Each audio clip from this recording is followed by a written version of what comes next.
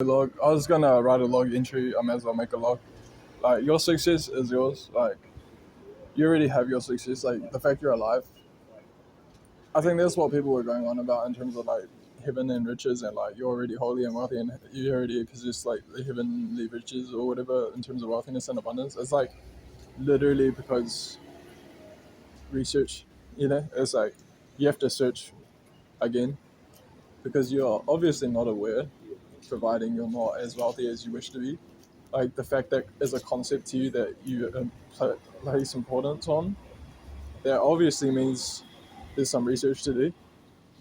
And I feel like with a good work ethic, you fucking finna get stuck into that. You fucking feel healthy about it.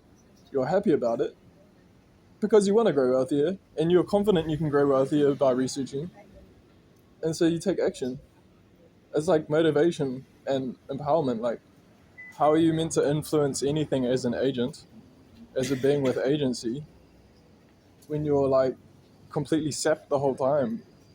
It doesn't make sense. You want to be around people who uplift you and empower you, and you want to uplift and empower others, and that's fundamentally like eudaimonia in society. Like people are supposed to do that for each other, and it's not like particularly a supposed to kind of thing. Like it's just kind of like I feel like that's honestly maybe a little bit to do with my confidence as a scientist, as a philosopher, as a person, as a poet.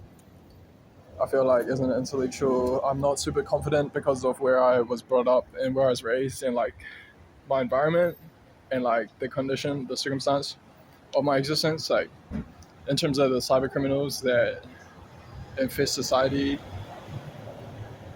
and in terms of reputation and ease and existence. I feel like honestly it's a matter of existing at idle tech rates and just profitably hustling the whole last time and like growing wealthier that way.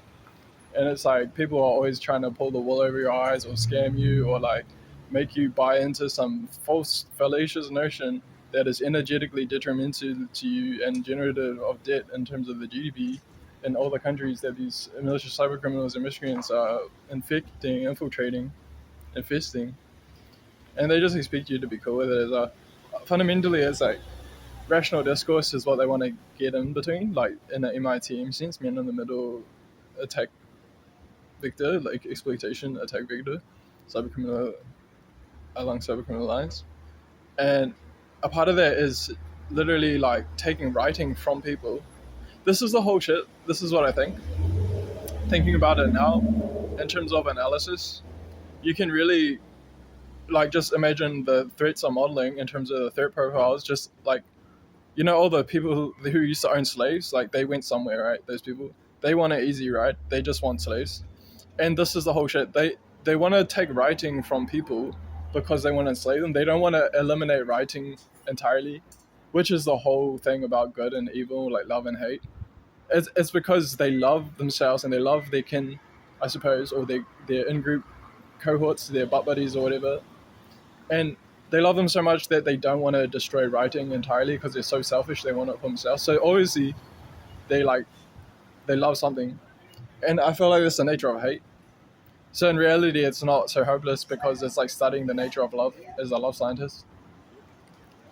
And I feel like fundamentally, the cybercriminals essentially, they're not going to be successful because they actually want writing still around. Like, I just feel like in terms of like the malicious actors and like if they wronged you, victim shaming goes like, how do you let them wrong you? Like, what's wrong with you? I just feel like the whole thing is intellect and analysis is so powerful, and language plus breathing and like being a human being and like resilience is a part of the human condition. And I just feel like writing is so powerful too, essentially. So it's kind of like in terms of analysis, it's literally about rational discourse fundamentally at the core of it, at the heart of it, because I feel like fundamentally,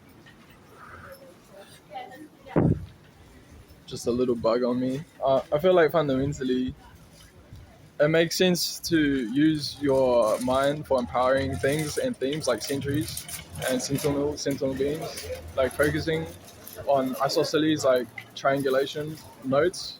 Like just as a friendly computer and information scientist, imagine this architecture. Like every object in your mind, imagine you've got a working space of consciousness, like a blackboard architecture, and every object in your working conscious memory, your workspace, is an inode. Every object has an inode.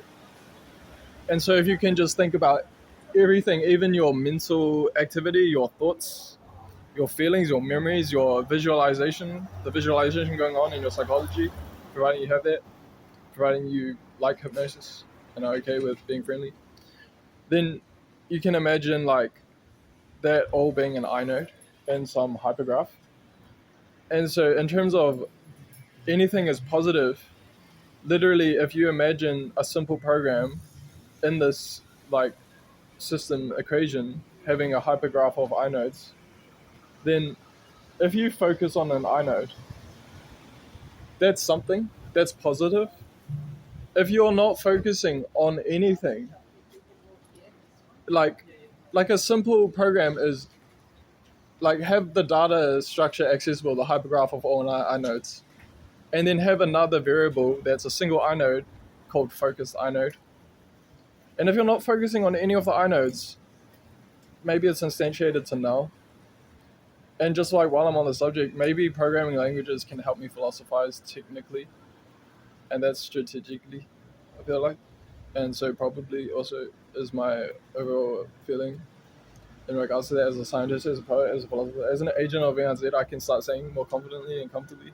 And I feel like honestly that is what I was talking about earlier in terms of confidence and my confidence.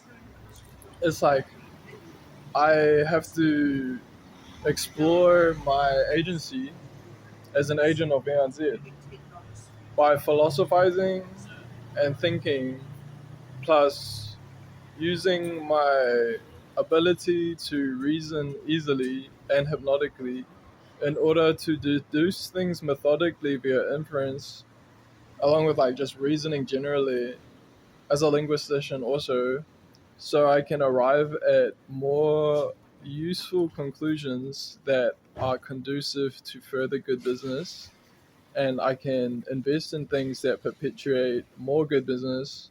And good business in my eyes, to be honest, is happy. And happiness means good for more than just one person. That's like good for heaps of people. And that's like kind of great in nature. I feel like greatness and happiness, like happiness, I feel like can help you to understand greatness. Providing greatness is actually just kind of like a threshold of just so much good. And like above that threshold is great. So happiness is like a kind of maybe a way to think about good things, and then you combine that with happiness, and you can start leveraging technology in great ways because of your understanding of greatness along those lines. I feel like basically.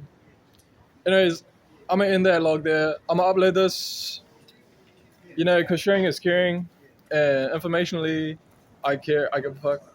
So peace out, hypnotics. Nothing wrong. Just hip up all day long.